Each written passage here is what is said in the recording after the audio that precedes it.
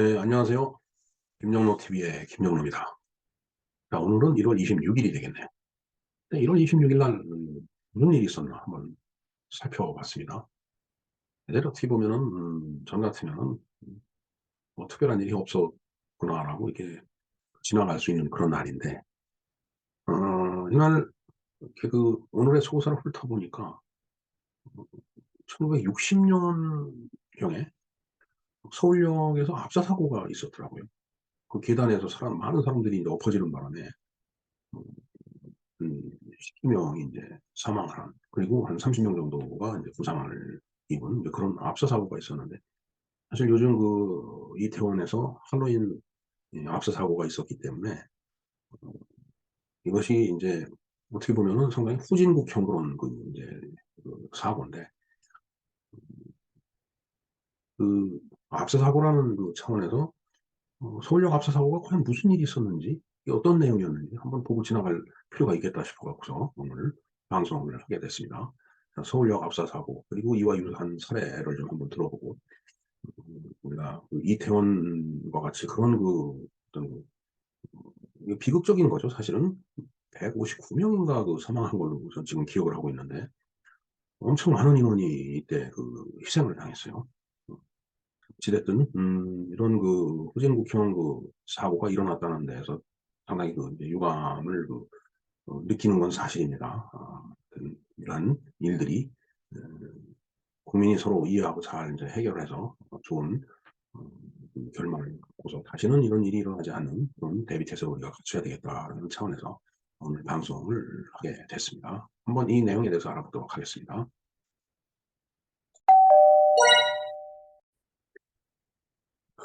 네, 서울역 압사 사고에 대해서 한번 알아보도록 하겠습니다. 1960년 1월 26일에 일어났던 사건이네요. 서울역 승강장에서 31명이 압사를 하고 그다음에 40여 명이 부상을 당한 사고가 되겠습니다.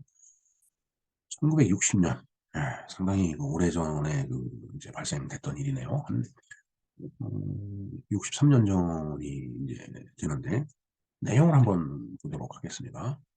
사고가 벌어진 1월 26일은 설날 이틀 전이었고, 따라서 꽤 많은 사람들이 고향으로 내려가기 위해서 서울역으로 몰려들었다. 예, 하지만 저 때는 설날 하루만 쉬는, 하루도 안 쉬었을 것 같은데요.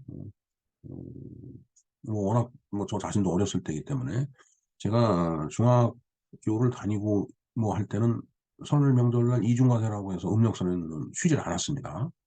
양력 명절을 지나고 지금 신정, 그러니까 1월 1일 양력으로 1월 1일을 설명절로 하라라고 해갖고.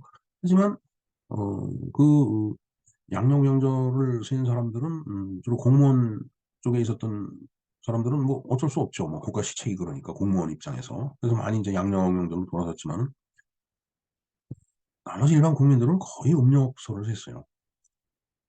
그러니까 이제 저 때도 뭐 쉬는 날도 아닐 테고 그러니까, 그러나 고향에는 가야 되겠고, 그러니까 이제 서울역으로 이제 당연히 몰려들었겠죠.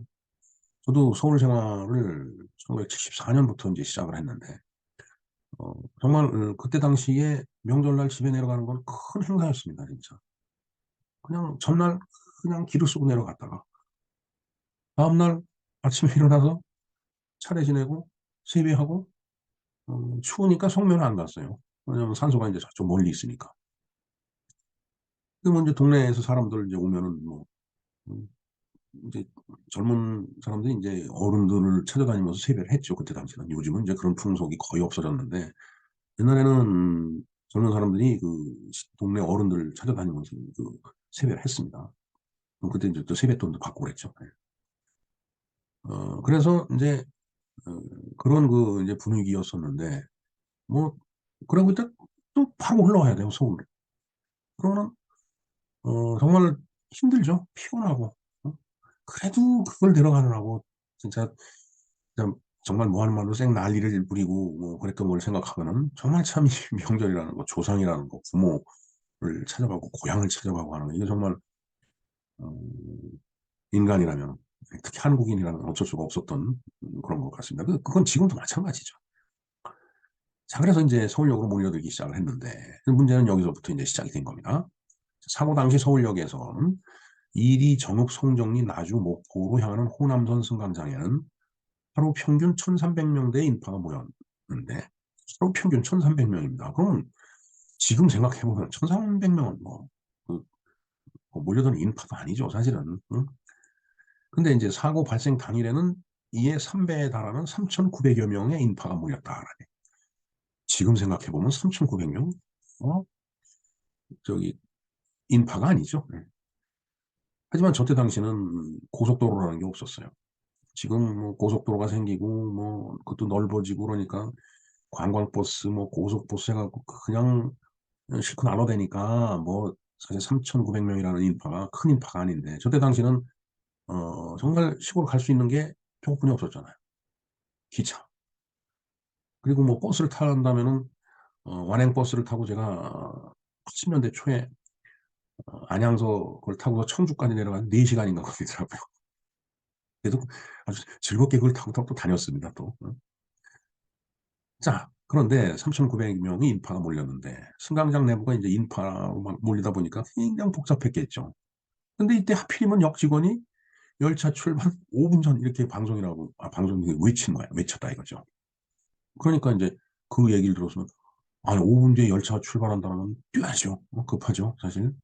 참 군대에서 뭐 동작 그만하고 뭐 집합 5분 전 이러면은 참 다들 분주해지는 그 시간이 바로 저 5분 전입니다. 그래서 그 수많은 사람들이 그 순간에 승강장 계단 쪽으로 막 내달리기 시작한 거예요. 그러다 보니까 계단에서 이제 한 사람이 미끄러지면 뒤따라오는 사람 같이 넘어지는 거잖아요. 그게 자꾸 쌓이다 보면은 이제 수십 명이 위에서 이제 내리 누르다 보면 밑에 깔린 사람은 질식사를 할 수밖에 없는 거예요. 바로 이 사건이 그런 겁니다. 여럿이 동시다발적으로 미끄러져서 많은 사람이 밀리면서 압사를 했다. 최종적으로 영내 계단에서만 31명이 사망을 하고 40명 정도가 부상을 당했다. 그런 얘기가 되겠습니다. 자, 사고 원인을 한번 살펴보도록 하겠습니다. 당시 서울역에 평균 300원 넘는 약 3,900명이 사람들이 목포 방향 개찰구 쪽으로 몰려들었고 이것만으로도 서울역은 이미 포화 상태였다. 거기에 정원 80여 명 열차 한 량에 열차 정원이 80명이에요, 진짜. 근데 200명이 넘게 표를 팔았다라는 얘기죠. 그러니까 2배, 2.5배의 그 표를 팔았으니까 80명이 들어가면은 그냥 그렇게 서로 몸 부딪히면서 갈 수 있는데 그 2배 반이 더 들어가니까 완전히 그냥 끼어서 가는 거죠. 자, 물론 이를 교통부에서도 예측하고 8량 기차를 18량으로 늘렸음에도 사고를 막지는 못하였다. 이렇게 표 3,000장이 발매되었으며 거기에 무임승차까지 더해지자 사고 피해는 더 커졌다. 심지어 개찰 같은 경우에는 발차 35분 전에 시작하는 것이 원칙이지만 사고 난 당일에는 5분을 남기고 시작했다고 하며 승강장 내 조명과 천장, 난방 시설 또한 없었다고 합니다. 요즘이니까 정말 서울역 하면은 훤하죠. 네? 또 밑에 플랫폼 내려가려면은 에스컬레이터가 있어갖고 뭐 가만히 서 있으면 내려가고 그리고 군데군데 난방기도 설치해놓고 뭐 이렇게 했겠지만은 저때 당시는 1960년인데 70년대, 80년대 서울역을 가도 똑같았어요, 진짜. 지금 같은 그런 시설이 아니었습니다. 정말 어둡고, 그냥 어둡죠. 그 다음에 이제, 어, 뭐, 춥고. 참, 거기다가 지금은, 이 전철 타는 데는 그 스크린 도어가 다 있지만, 뭐, 사실 그때는 뭐 그런 걸 꿀 수 없었던 그런 시절이었죠. 또 당시 승차권은 좌석 버스가 기대된 지정석이 아니고, 먼저 앉으면 자리 주인이 이르는 입석이어서, 이 입석을 자유석이라고 하죠. 지정석, 자유석. 참 말이 좋아 자유석이지. 이 입석이에요. 아무나 먼저 앉으면 되는 겁니다. 일본 애들이 그 신간선을 타러 갔더니 일본 애들이 어, 지유 새끼, 지대 새끼 해갖고서 지정석과 자유석을 갖다 이렇게 운영하는 거를 이제 봤는데 뭐 그런 식으로 운영을 했겠죠. 그러니까 자리에 먼저 앉아야 되잖아요. 그러니까 막 뛰는 겁니다. 지금도 마찬가지잖아요. 빈 버스가 오면 아유 빨리 올라가서 내가 앉아야지. 내지는 전철에 타서도 자리가 비어 있으면 서로 먼저 앉으려고 뛰어가고 아주 잽싸게 그냥 가방을 탁 던져갖고 먼저 차지는 경우도 있고 요즘 전철 타고 뭐 물론 복잡한 구간이 있죠. 근데 옛날 비해 보면 사실 아무것도 아닙니다. 네, 하여튼 그렇게 승객들이 한꺼번에 들이닥치다 보니까 이제 이게 압사 사고가 나는 거네요. 한 명 넘어지면은 그냥 계속 넘어지고 쌓이고 그러다 보면 밑에는 압사를 하는 거예요. 질식이 되는 거죠.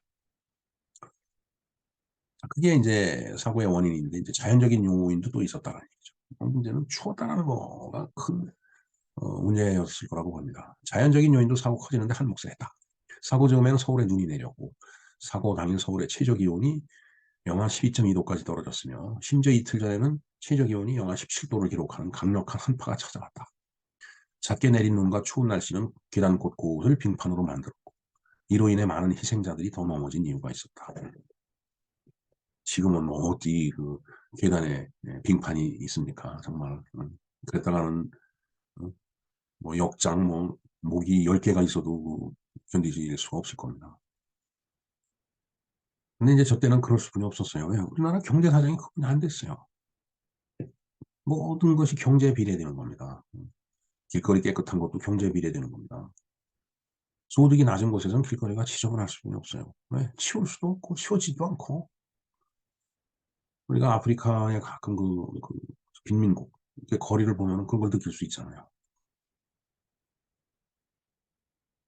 그래서 경제 발전이 중요하다는 말씀을 다시 한번 드리는 바입니다. 예, 그 압사 사고에 대해서 한번 볼까요? 서울역 압사 사고. 위로 잠깐 올라가겠습니다. 예, 여기 60년이라고 돼 있는데 여기는 지금 61년이라고 돼 있네요. 예, 음, 죄송합니다. 하여튼 뭐 60년대 초. 저 사고가 기억에 나요. 근데 뭔가가 제가 자료를 보고서 기억을 했던 것 같은데 아마 방송을 들어서 기억을 한 것 같습니다. 그때 이제 라디오뿐이 없었죠. TV라는 건 없었으니까 60년대. 하여튼 1월 26일 날 압사 사고가 있었고 그다음에 예, 그 이전 1959년 7월 17일 그럼 재헌절 날이네요. 부산 공설운동장에서도 또 이제 압사 사고가 있었네요. 그다음에 이제 2021년 11월 5일 날 미국 텍사스에서 에스트로월드 뮤직 페스티벌에서 또 압사 사고가 있었습니다. 자, 그런가 하면은 작년 10월 29일 할로윈 축제 때 이태원에서 또 압사 사고가 있었죠.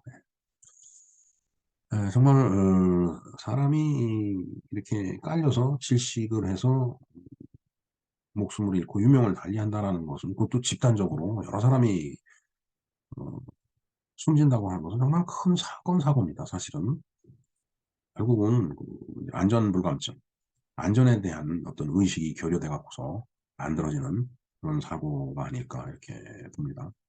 좀 더 우리가 일상생활에서 어, 안전사고를 예방하는 그런 그 의식을 갖고 살아야 될 것 같아요. 언젠가 미국을 이제 가서 그 고속버스 트렁크에 이제 제 여행용 가방을 갖다 이렇게 이제 집어 놓는데, 음, 운전기사가 문을 안 닫는 거예요. 저는 우리 관점에서 봤을 때 충분히 제가 이렇게 이격하고 있었다고 생각을 하거든요. 문 닫는데 걸리지 않을 정도로. 안 닫아서 제가 운전기사를 쳐다보니까 나보고 뒤로 자꾸 가라 이거예요. 그러니까 이거 닫을 때 내가 걸리면 곤란하다 이거죠. 그래서 안 걸린다.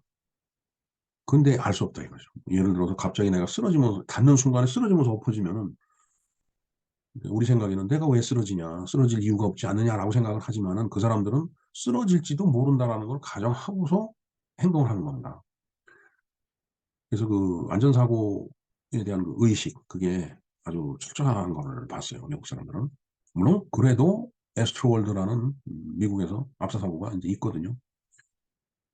그만큼 안전불감증에 쌓여 있다 보면은 많은 사람들이 희생당하는 그런 고통스러운 일이 일어난다는 말씀을 드리고자 합니다. 네, 이상 서울역 압사 사고에 대해서 알아봤습니다. 김영로 TV의 김영로였습니다. 감사합니다.